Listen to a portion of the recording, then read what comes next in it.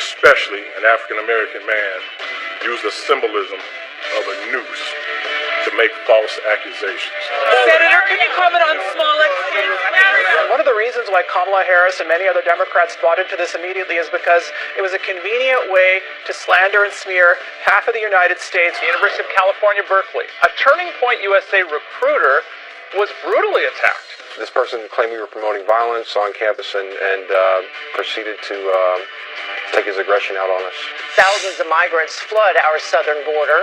Right now, agents are ramping up security. That is the same thing that the Border Patrol in El Paso is using along with K-Rails to harden the border integrity. Move over, Colonel Sanders. There's a new man in charge of keeping KFC's secret recipe a secret.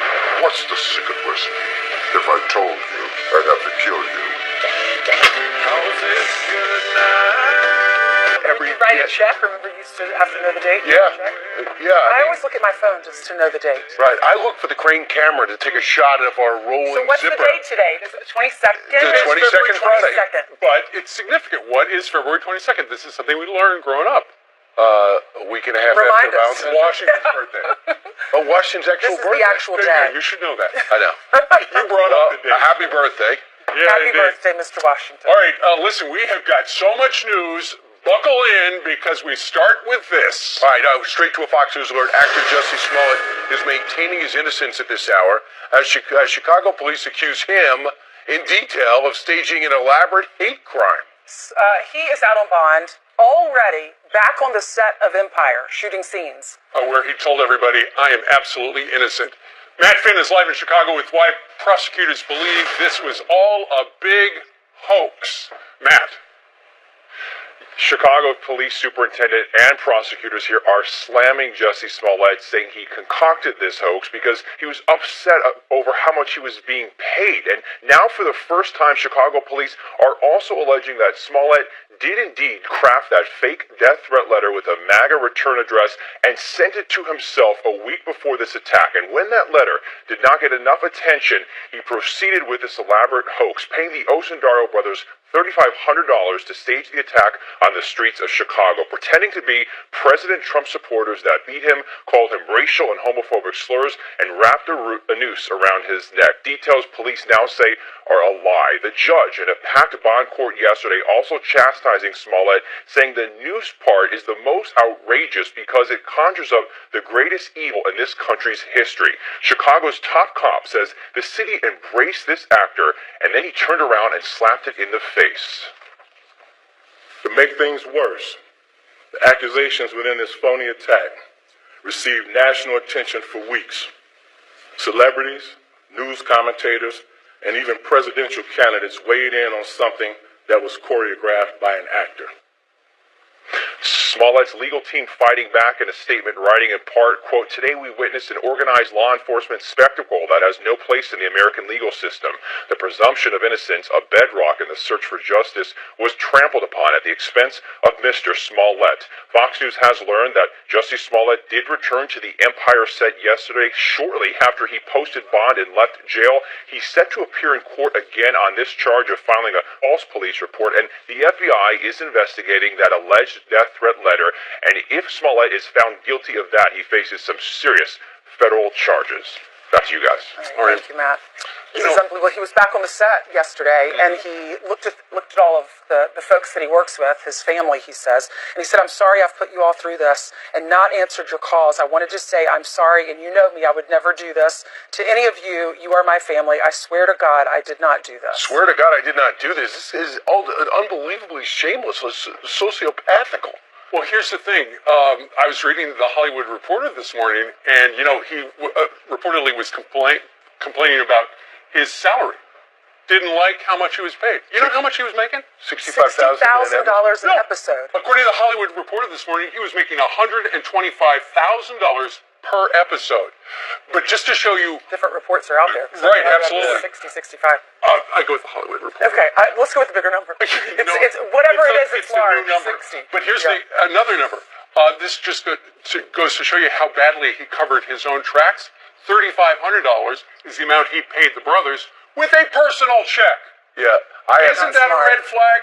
By the way, that was one of the most interesting, fascinating, well-delivered press conferences. Just the facts. I'm telling you, to see that superintendent rattle off the series of events in order, express exactly what society thinks from the police perspective, what is at stake, the credibility, the wasted man hours that went into that, the way he put that together. If someone wrote that out in a script that Al Pacino had to memorize, I would say that was brilliant. To sit there and pull that off in that press conference was endlessly fascinating. And he was saying how upset he was that this guy, we've supported him. We're all from Chicago. We love him. We've supported his career because he's a local. Here's the police superintendent, Eddie T. Johnson.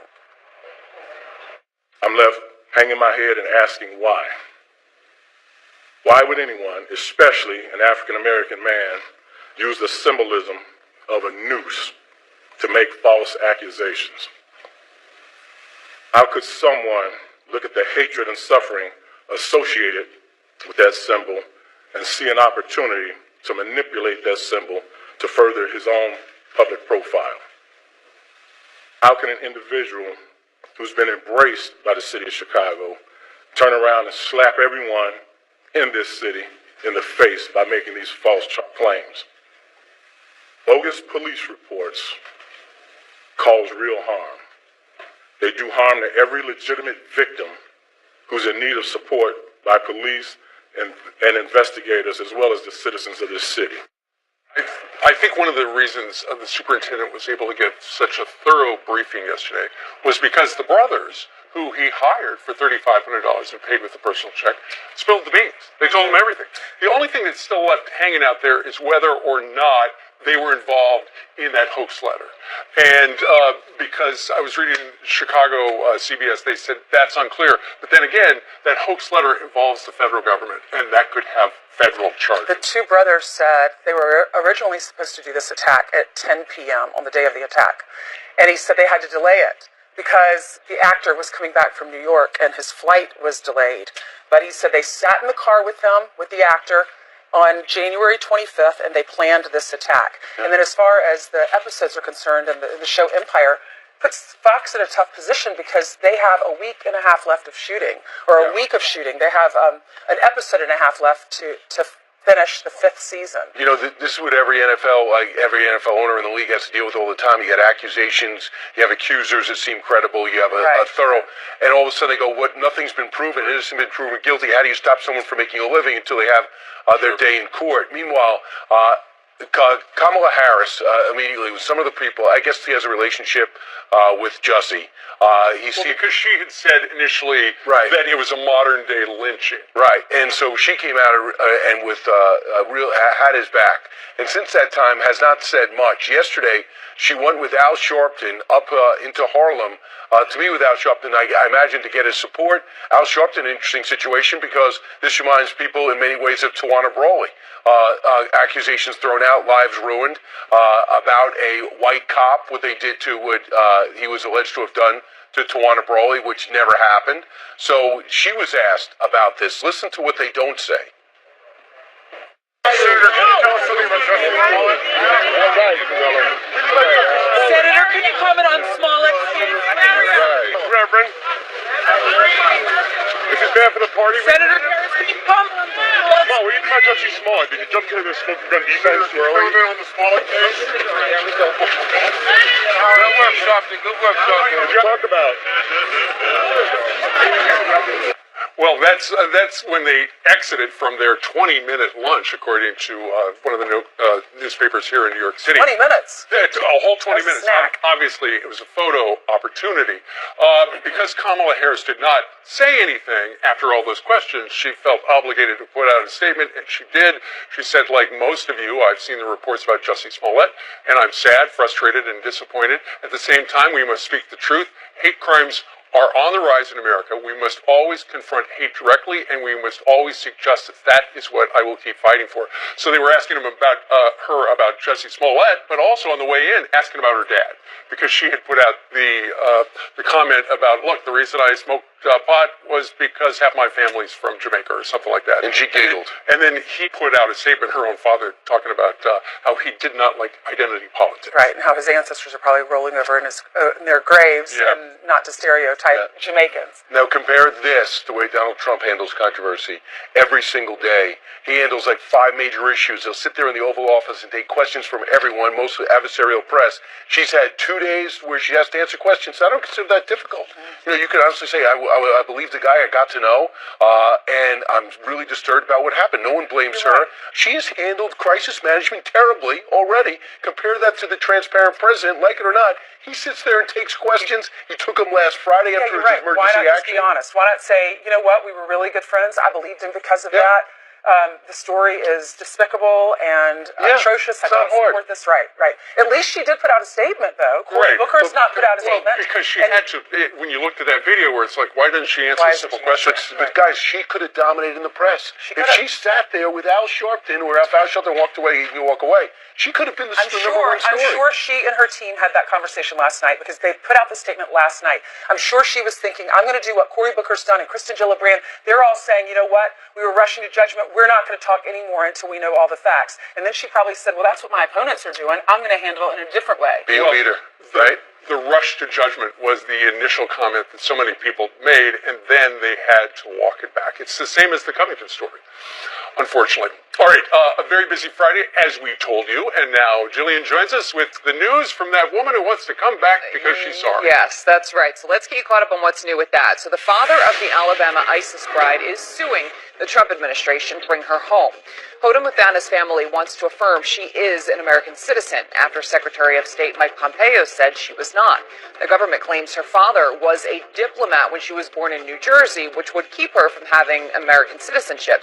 Muthana is begging to come back to the U.S. with her son after joining ISIS in Syria in 2014. An IRS analyst is charged with leaking bank records of President Trump's former personal attorney. Federal prosecutors say John Fry gave Michael Cohen's financial information to Michael Avenatti, the attorney for Stormy Daniels. Now, according to an affidavit, Fry repeatedly searched law enforcement databases for information relating to Cohen. If convicted, he faces up to 5 years in prison and a $250,000 fine. Deputy Attorney General Rod Rosenstein speaking out for the first time since announcing his departure from the DOJ. My time in law enforcement is coming to an end. A lot later than I anticipated when I joined the government 3 decades ago.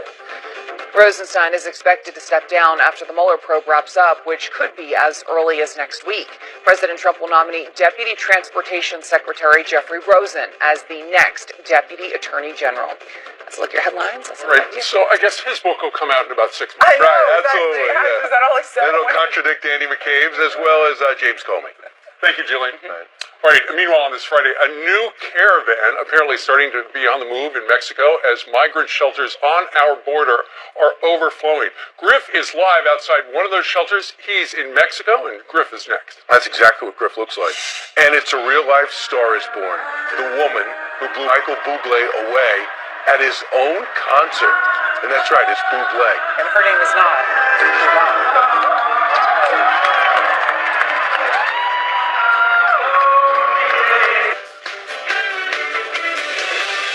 At this hour, shelters are overflowing as thousands of migrants gather at the U.S. southern border.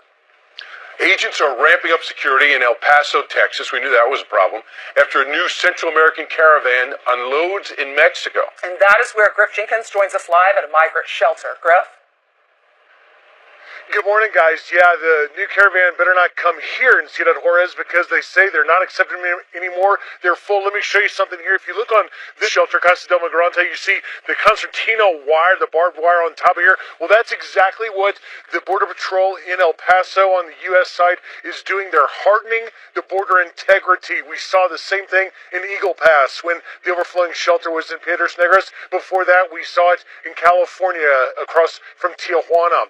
And so clearly they want to be prepared if Casey's numbers spill over because, as we reported yesterday, more than 43,000 illegal apprehensions in just this El Paso area in fiscal year 2019. Meanwhile, I spoke yesterday with the mayor here in Ciudad Juarez, Armando Cavada, and he says that the people of Juarez are very upset that they're here. They don't want anymore. They're not welcome like they were before because it's becoming a problem. He's upset that the neighboring Piedras Negras dumped their migrants over here. So that is a situation which will have to be dealt with. And of course, the threat of MS-13 continues out in Arizona. They arrested this man, Alonzo Alaman. He has at least 10 prior episodes of crossing illegally, admitted MS-13 gang member. That is certainly something that has to be dealt with. And then, of course, here in Mexico, the number everyone's talking about in January, 2,452 homicides countrywide. It is the deadliest January on record for Mexico. They're worried about it. The federal government is deploying troops and federal police here in Juarez. They're seeing a 6-year high. So the threat south of our border here in Mexico is certainly a real one. And then, of course, the folks hardening the borderline on the U.S. side. We're going to take you a little later this morning down there when you get a little bit of light and show you what that looks like. Guys? All right, Griff, thank you very much. The threat by the numbers, and yet still not a crisis. Yeah. No emergency. Well, I know there's 4 Democratic congressmen going down to see for themselves, Bernie Thompson among them, Chairman of Homeland Security in the House. I'm curious to see if they're going to come back and say, I do see a problem. It would be great to see someone observe what's going on down there because I don't know anyone who honestly looks down there and goes, seems to be going fine. There are a lot of people that say it's manufactured. Well, let's just hope they listen to the experts. Yeah. Because the experts see this every day. All right, Griff, thank you. 20 minutes after the top of the hour, this video is shocking. A conservative activist attacked while recruiting at UC Berkeley. Watch this. Jesus Christ. What? Wow, you're going to hear from the victim coming up. It gets worse than that, actually. Plus, 5 Democratic senators have entered the 2020 race, but what have they accomplished? What do their records tell us about them? Charlie Hurt, checking their records. He's got the answer. Coming up. All right, some quick headlines right now. Let's get started. House Democrats are introducing a resolution today to block President Trump's national emergency on our southern border. Big shocker. Texas Congressman Joaquin Castro is leading the push and hoping to get a vote by next month. He also wants to be president. And Bernie Sanders is expected to sign a DNC pledge next week that he's running as a Democrat in 2020. Wouldn't that be novel? It comes after complaints that Sanders fought Hillary Clinton for the 2016 nomination despite being an independent. And the Puerto Rican mayor who ripped into President Trump after Hurricane Maria is feeling the burn. San Juan Mayor Carmen Joline says Cruz has just signed on to be a co-chair of Bernie Sanders' campaign. Cruz tells NBC she's been working with the Vermont Senator since 2016 to help Puerto Rico recover. There you go, Steve. All right, Brian, thank you very much. More and more Democrats gearing up for 2020 with 9 candidates already declared. 5 of them are sitting U.S. senators, but do they have a record of accomplishment to stand on? They must. They're running for president. Here to break it all down is Washington Times opinion editor and Fox News contributor Charlie Hurt. Charlie, we send our senators and representatives to Washington to get stuff done. The big question is, did these people get stuff done? Let's start with Cory Booker. Cory Booker, while he's been in the Senate since 2013, has introduced 120 bills. 2 have become law. Yeah, and one of his latest proposals is that to start paying 18-year-olds around the country $46,000 a year for not working, for doing nothing. But you know, across the board, when you look at them, these are people. I think that they believe that representing constituents back home in Congress is a lowly thing. It's why they're here for 5 minutes, and they immediately think that they should be president. And they're running on feelings and politicizing everything from crimes to whatever nominations come along. That's what they believe in. They think that those are the credentials to run for president. All right. Well, Elizabeth Warren, she's been in Congress, we know, in the Senate for a long time.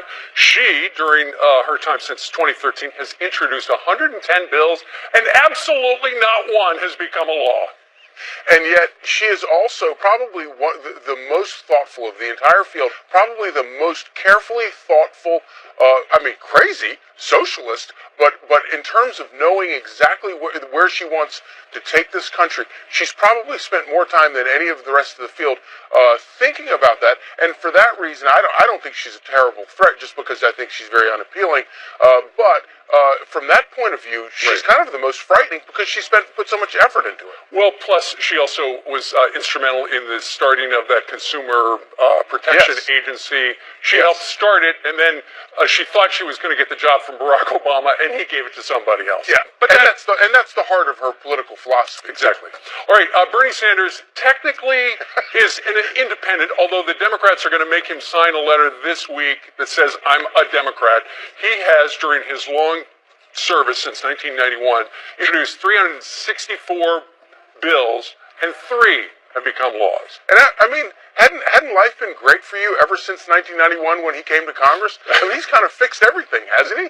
He's really put his shoulder to the wheel, and we've seen some great results. But he's probably my favorite because he's been around so long. He was obviously in the House before he was in the Senate. And what does he have to show for it? Well, he has a bunch of. He had a great run in 2016, but the problem for him is, of course, he's kind of an old flavor, and Democrats tend to kind of move on. They want something fresh and new, and I don't know how he's going to pull all that together this time. Well, nonetheless, the Democrats are starting to try to out Bernie because he did do so well. The big winner in this list so far, Amy Klobuchar of the great state of Minnesota. She has introduced 390 bills since she joined in 2007. 14 became law. Her problem, though, is we're talking about a primary, and she's more in the middle. She's not quite out at the wings. Yeah, this is the funny thing about Amy Klobuchar. She's considered, because she's compared with the rest of the field, she's considered a moderate, reasonable person. This is a person who believes in that the government should require employers around the world, around the country, to enforce a minimum wage. Yet at the same time, she was not paying her own employees in the Senate a minimum wage. She had free interns working for free. Now, she changed all that when she decided to run for president. But this is a woman who couldn't bring herself to vote for President Trump's qualified nominees. Could not bring herself to vote for William Barr for Attorney General, who, by all accounts, is a qualified, independent sort of person. They're just simply not that serious. And when you consider that she is sort of the gold standard for being sort of a moderate among this field, it's kind of scary. Well, it sounds like you read the Oppo research on her. Finally, Kamala Harris yesterday would not comment on Jussie Smollett or her father's comments about her. She, since 2017, has introduced 54 bills, 0 laws. But then again, when you look at, and it's not surprising that the record is so bad right there, but when you look at Barack Obama, remember when he was in the Illinois state legislature, I think he voted present over 100 times. So is it about having a record or not having a record? No, I think it's not about having a record. It's about sort of capturing a feeling.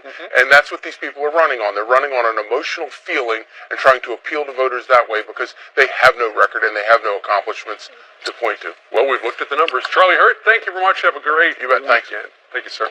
All right, 6:30 exactly here in New York City. Jussie Smollett has captured the attention of the nation, but will it have a lasting effect on race in our nation? Our panel is next to discuss just that. Good morning, ladies and gentlemen. And the left likes to take down statues. Vandals burning this one of General Lee. The only problem? They got the wrong guy.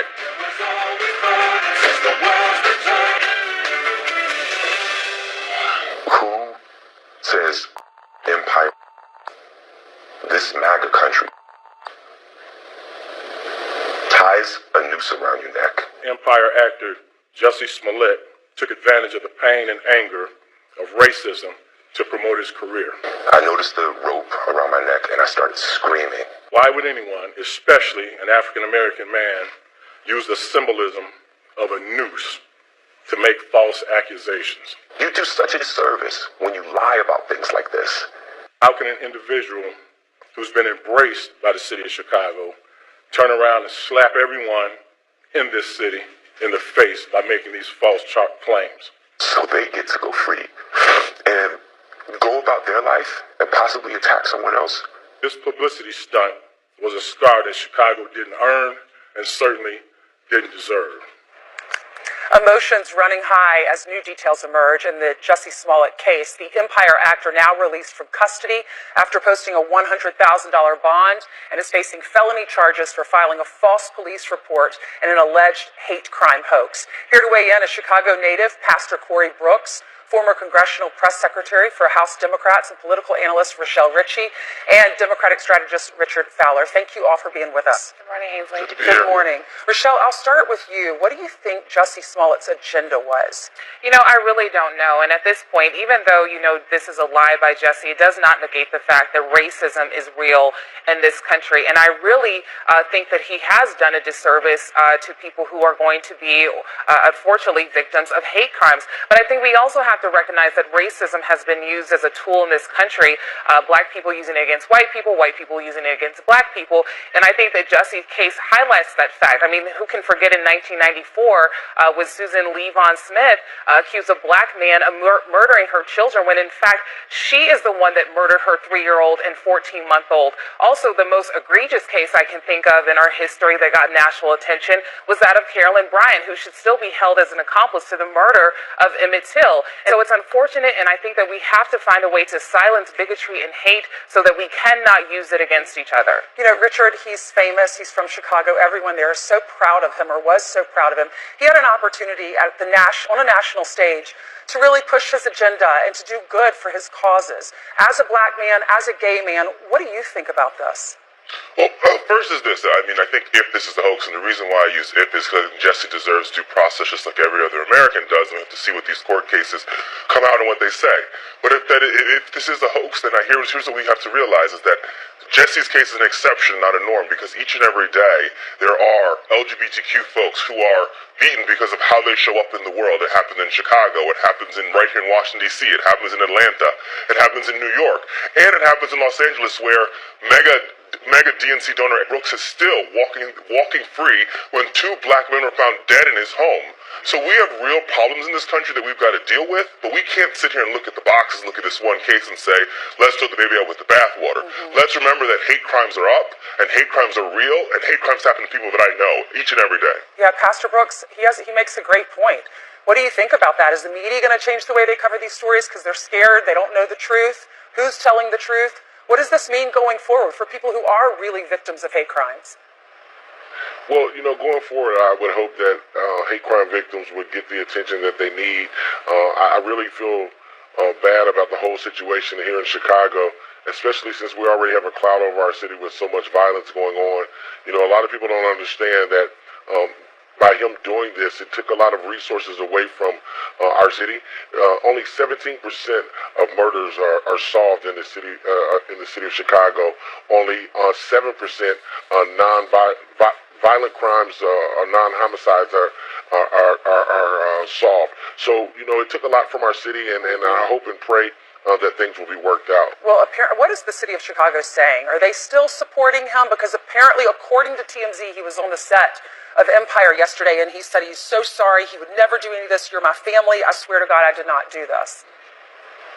Well, in Chicago, a lot of people didn't believe the story anyway, so I'm just going to be truthful about really? it. You go on social media, if you go on Facebook, social media, Twitter, in the neighborhood, there are a lot of people who just didn't believe that there are going to be 2 white individuals walking around at 20 below in the winter of Chicago and happen to stumble upon him and do this vicious act. So it's very disheartening, and it's really despicable if this is true, that he would do such a thing to the city of Chicago. Ainsley, can I jump in really quick? Yeah. I understand that it was cold in Chicago, and I want to take the logistics out of this for a minute. The reason why this story was believable for so many people in the LGBT and in the black community is because we have seen multiple times in which we have been victims. When you have black people getting the police called on them for having a barbecue, for going to the pool with socks on, for studying in their dormitory, it's not hard and it's not inconceivable to think that something like this could potentially happen. I understand it was cold, but if you look at the racial tensions in our country right now, this is something that is very possible, and it is happening. Yeah. I mean, I think that's a good point that Rochelle brings up. And you think about in Chicago, you have the case of Laquan McDonald, which is why people were very slow in the black and LGBTQ community to believe the Chicago Police Department at base, because after the Laquan McDonald cover-up, people were like, well, I know that there's a breakdown in trust between communities of color and police, and I also know this is somebody who is beloved by the black community, whose character had broken the lines when it comes to talking about homophobia in the black community, and so this has been a very, very hard couple of days for people in the LGBTQ community and for people of color because of who Jesse represents and what Jamal Lyons, his character on the show Empire, meant to the community. Thank you all for being with us. I really appreciate you all weighing in. Have a good weekend. Thank you. All right, let's hand it over to Jillian, who has some headlines for us. Hey, Jillian. That's right. Good morning to you, Ainsley. To you at home as well. A conservative activist is assaulted at UC Berkeley. Did you see this video? It's really shocking, showing the suspect curse and throw a punch at the student at a recruitment drive. The victim is now speaking out. Some students took offense to our sign that we had that said, hate crime hoaxes hurt real victims. And this person claimed we were promoting violence on campus and proceeded to take his aggression out on us. Well, the person who recorded the alleged attack will join Fox and Friends in the next hour. Stay tuned for that. In the meantime, police are searching for the unidentified suspect. These vandals apparently need a bit of a history lesson. A statue of a World War II hero is set on fire, seemingly because of his last name. North Carolina police believe the criminals confused Major General William C. Lee for Confederate General Robert E. Lee. Bit of a difference. The crooks caused hundreds of dollars in damages and left burn marks on the monument. There is a reward out for information. Michael Bublé hands the microphone over to a fan and she blows him away. Check it out.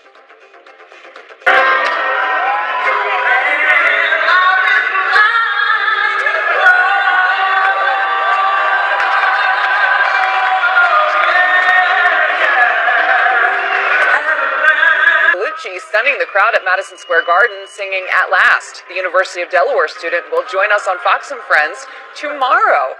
What a voice. She passed the audition. I have so many questions for her. Did they know each other? How did he know when he handed her the mic for her interview tomorrow? Remember, Courtney Cox was pulled out of the audience on that Bruce Springsteen video, and it's like, wow, can you believe she can dance? And how well it was all choreographed. That was staged. Yeah, I did not know. It took years for me to find that out. Well, I wonder if this is. We'll have to ask her tomorrow. All right, Jillian, thank you very much. Meanwhile, straight ahead. 42 minutes after the top of the hour, a state senator trashing the American flag, comparing Old Glory to a swastika.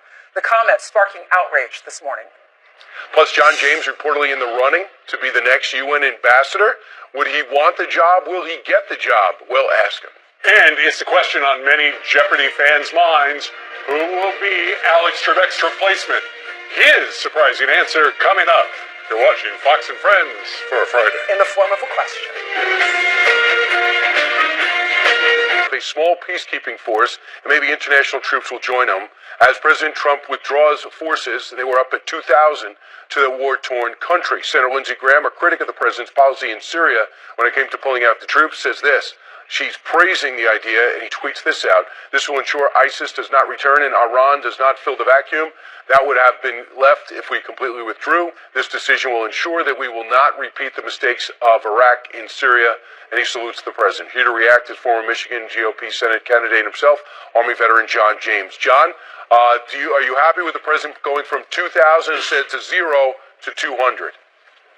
Well, I'm always going to be happy with the president pulling our men and women in harm's way out of harm's way and also doing so responsibly. I agree. I believe that the 200 that are remaining will keep Turkey out of the Syrian conflict, will also keep Iran's ambitions at bay.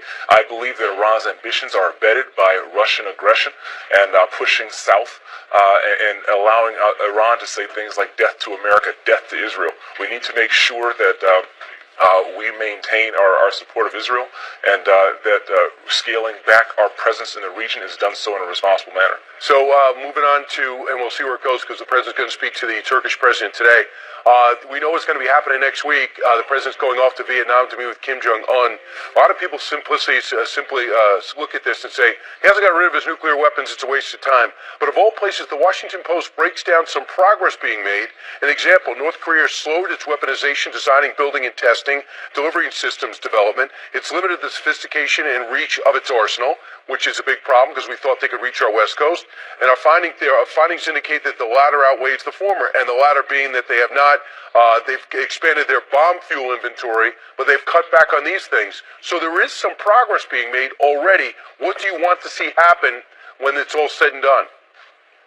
There's definitely been progress being made, and it would not have happened without the leadership of this president. I actually believe that these steps have been made, but we cannot expect an immediate thaw of a 75-year Cold War in a matter of 48 months. I believe that we need to make sure we manage our expectations and realize that Kim Jong-un is terrified. He is a hermit dictator who's taking a green and yellow train from Pyongyang to Hanoi, and he's using these nukes as his insurance policy against the West. I believe that President Trump's leadership in getting North Korea to toe the line, to approach the table, and to have verifiable denuclearization in the foreseeable future. I applaud the president for his initiatives, and I'm wishing him the best of luck when he goes to Hanoi. Best of luck. A lot of people are wishing you, because the word is you're one of the finalists to be the next candidate to be the UN ambassador replacing Nikki Haley. What would that mean to you, John? What do you bring to the table?